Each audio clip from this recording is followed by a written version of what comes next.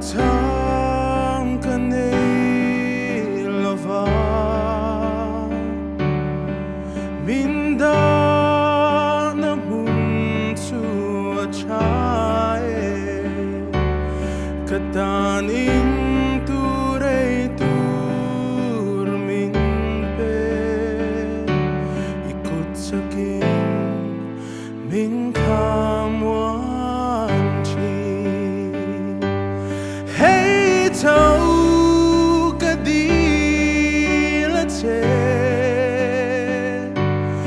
imoy na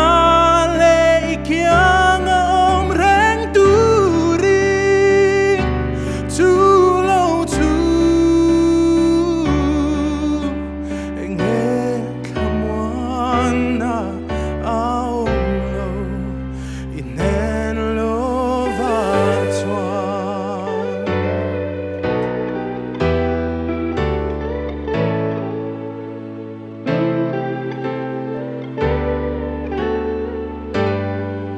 min do tu te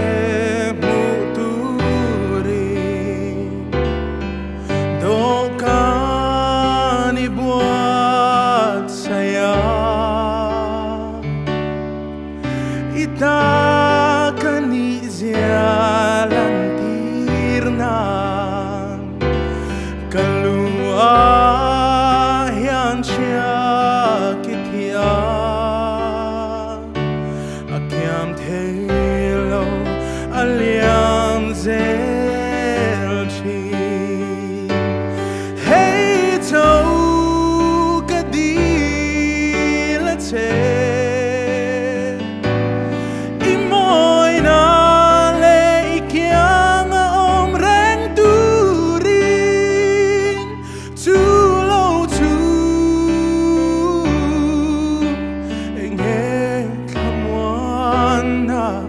aom lo inen lo va twa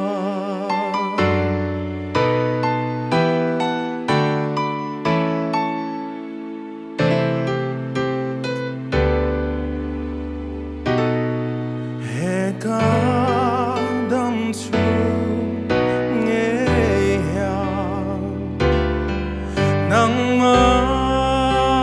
chan na twani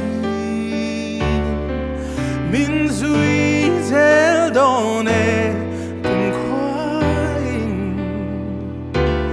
Heka shing nun na zo